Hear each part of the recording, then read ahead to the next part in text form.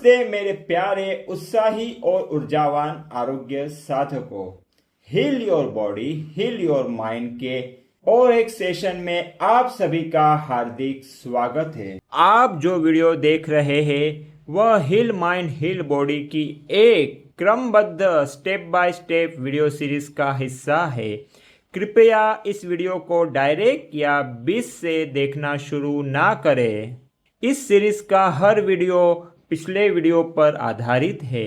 अगर आप शुरुआत से क्रम के अनुसार नहीं देखेंगे तो कुछ महत्वपूर्ण बातें समझना कठिन हो सकता है और आपको इसका पूरा लाभ भी नहीं मिल पाएगा। इसलिए कृपया पार्ट 1 से शुरू करके एक एक वीडियो क्रम से देखिए। यदि आप हील माइंड हील बॉडी की पूरी वीडियो सीरीज प्राप्त करना चाहते हैं तो कमेंट में लिखिए ready for HMHB। Louise Hay की book you can heal your life के चैप्टर 1 का यह सेक्शन 2 है। हमारे बचपन में ही हमारी आस्थाएं विश्वास स्थापित होते हैं और फिर उन्हीं आस्थाओं का अनुभव करते हुए जीवन में आगे बढ़ते हैं। अपने जीवन में पीछे की ओर देखिए और ध्यान दीजिए कि कितनी बार आप उसी अनुभव से गुजरे हैं। मेरा मानना है कि आपने उन अनुभवों को एक के बाद एक स्वयं बनाया क्योंकि वो आपके अपने विश्वास को प्रतिबिंबित कर रहे हैं। यह कोई मायने नहीं रखता कि हमें कितने लंबे समय से कोई समस्या थी या वह कितनी बड़ी या हमारे जीवन के लिए कितनी घातक है। वर्तमान सबसे अधिक शक्तिशाली होता है। The point of power is always in the present moment. आज तक जीवन में आपने जिन घटनाओं का अनुभव किया है वे सभी आपके अतीत से जुड़े विचारों और आस्थाओं विश्वासों से बने हैं। वे उन विचारों और शब्दों से बने हैं जिन्हें आपने कल, पिछले सप्ताह, पिछले माह, पिछले वर्ष आपकी आयु के अनुसार 10, 20, 30, 40 या उससे अधिक वर्षों के दौरान इस्तेमाल किया था। फिर भी वह सब आपका अतीत है, पास्ट है, वह बीत चुका है। इस पल में महत्वपूर्ण है कि आप अभी क्या सोचना, विश्वास करना और कहना चाहते हैं, क्योंकि ये विचार, ये शब्द आपका भविष्य निर्धारित करेंगे। जी हाँ, वर्तमान में किए हुए विचार और शब्द और कल्पना आपके भविष्य का निर्माण करेंगे। वर्तमान क्षण ही आपकी ताकत है और यही आपके कल, अगले सप्ताह, अगले माह, अगले वर्ष और आगे के अनुभव का आधार है।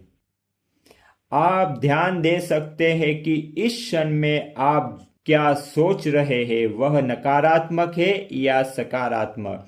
क्या आप चाहते हैं कि यह विचार आपका भविष्य डिसाइड करे? बस ध्यान देते रहिए और सजग हो जाइए। हम केवल विचारों के साथ व्यवहार करते हैं और विचार बदले जा सकते हैं। यह सबसे बड़ा गुड न्यूज़ है। The only thing we are ever dealing with is a thought, and a thought can be changed.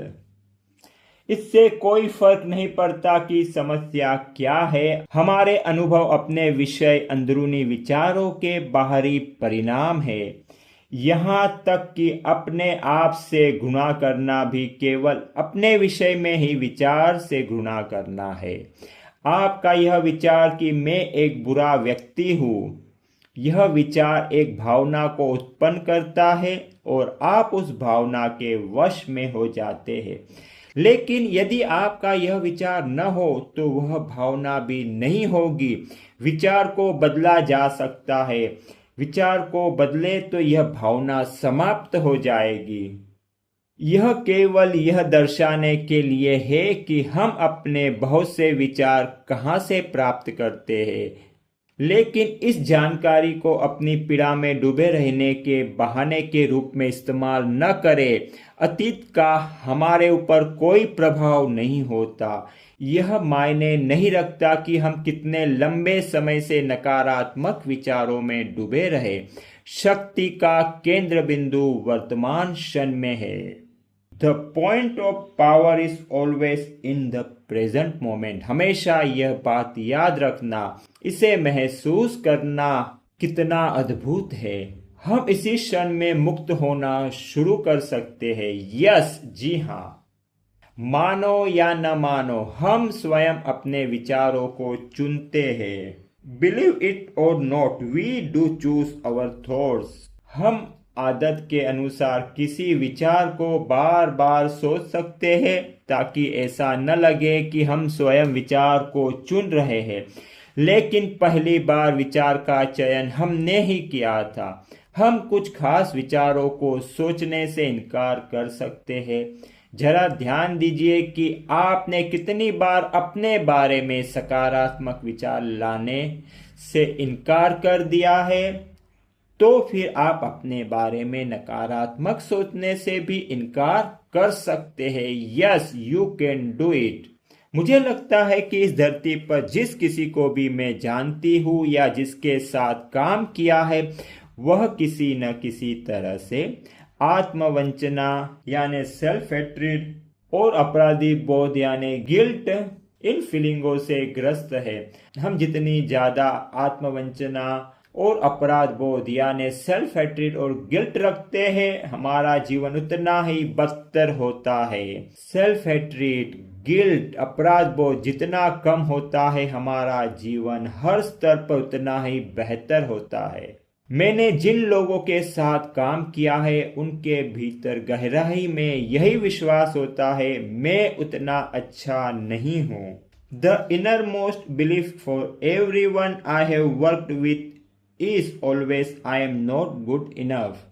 साथ ही हम हमेशा कहते हैं और मैं अपेक्षित कार्य नहीं कर सकता या मैं इसके योग्य नहीं हूँ, यानी I don't do enough, I don't deserve। यह वाक्य भी बहुत घातक है, भयानक है। क्या लगता है कि आप ऐसे ही हैं? अक्सर यही कहते और जोर देते या महसूस करते हैं कि आप बेहतर नहीं हैं, लेकिन किसके लिए और किसके मापदंडों के अनुसार? किसने डिसाइड किया यह? यदि यह विचार आपके अंदर अडिग है, तो आप कैसे एक प्रेममय, आनंददायक, खुशहाल और स्वस्थ जीवन जी सकते हैं? किसी न किसी तरह आपका प्रभावी सबकॉन्शियस माइंड, यह सबकॉन्शियस विचार हमेशा आपका विरोध करता है। किसी न किसी तरह सही तालमेल नहीं हो पाता, क्योंकि कहीं न कहीं कुछ न कुछ हमेशा गलत हो जाता है। मैंने पाया है कि नाराजगी, आलोचना, अपराध बोध और भय किसी भी अन्य बात से अधिक समस्याएं उत्पन्न करते हैं। I find that resentment, criticism, guilt and fear cause more problems than anything else। ये चार बातें हमारे शरीर और हमारे जीवन में बड़ी समस्याएं उत्पन्न करती है। ये भावनाएं दूसरों पर दोषारोपण करने और अपने अनुभवों के लिए स्वयं को जिम्मेदार न ठहराने से आती है। देखिए, यदि हम सभी अपने जीवन में हर बात के लिए जिम्मेदार हैं, तो हम किसी पर दोषारोपण, ब्लेमिंग नहीं कर सकते। बाहर जो भी घट रहा है वह केवल हमारे आंतरिक विचारों का एक आईना है। मैं दूसरे लोगों के बुरे व्यवहार को नज़रअंदाज नहीं कर रहा हूँ, लेकिन हमारे विश्वास ही लोगों को हमसे किसी प्रकार का व्यवहार करने के लिए आमंत्रित करते हैं, इनवाइट करते हैं। यदि आप खुद को यह कह सकते हो, हर कोई हमेशा मेरे साथ ऐसा करता है, मेरी आलोचना करता है, कभी मेरी मदद नहीं करता, मुझे पायदान यानी डोरमेट की तरह इस्तेमाल करता है, मेरे साथ बुरा व्यवहार करता है, तो यह आपकी प्रवृत्ति है। आपके अंदर ऐसे विचार है जो ऐसा व्यवहार प्रदर्शित करने के लिए लोगों को आकर्षित करते हैं, अट्रैक्ट करते हैं। जब आप ऐसा नहीं सोचते तो क्या होगा, तो वे कहीं और जाकर किसी और के साथ ऐसा करेंगे। आप उन्हें आकर्षित नहीं करेंगे। जी हाँ, you will not attract them. कुछ प्रवृत्तियों के नतीजे जो शारीरिक स्तर पर अभिव्यक्त होते हैं इस प्रकार के हैं। लंबे समय से ठहरा असंतोष शरीर को नुकसान पहुंचाता है और कैंसर जैसी बीमारी बन सकता है। आलोचना क्रिटिसिज्म एक स्थायी आदत के रूप में अपनाए तो यह शरीर में आर्थराइटिस को प्रेरित करता है। अपराध बोध, गिल्ट की फीलिंग हमेशा सजा की तलाश करता है और सजा से पीड़ा होती है। जब कोई ग्राहक मेरे पास ज्यादा पीड़ा के साथ आता है तो मैं जानता हूँ कि उसमें बहुत सारा अपराध बोध, गिल्ट फीलिंग है। भय और उसके कारण उत्पन्न होने वाली तनाव, गंजापन, अल्सर और यहाँ तक कि पैरों में दर्द को जन्म दे सकता है। मैंने पाया है कि क्षमा करने और असंतोष को बहा देने से कैंसर तक ठीक हो सकता है। शायद मेरी बात बड़ी सरल एवं अपरिपक्व लगती हो, लेकिन मैंने इसका प्रभाव देखा और अनुभव किया है। हम अतीत के प्रति अपना दृष्टिकोण बदल सकते हैं।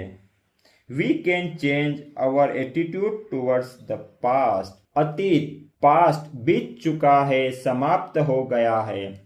हम उसे बदल नहीं सकते, परंतु हम अतीत के विषय में अपने विचारों को बदल सकते हैं। यह कितना मूर्खतापूर्ण है कि हम इसलिए वर्तमान में अपने आप को सजा देते हैं क्योंकि भूतकाल में काफी पहले किसी ने हमें पीड़ा पहुंचाई थी।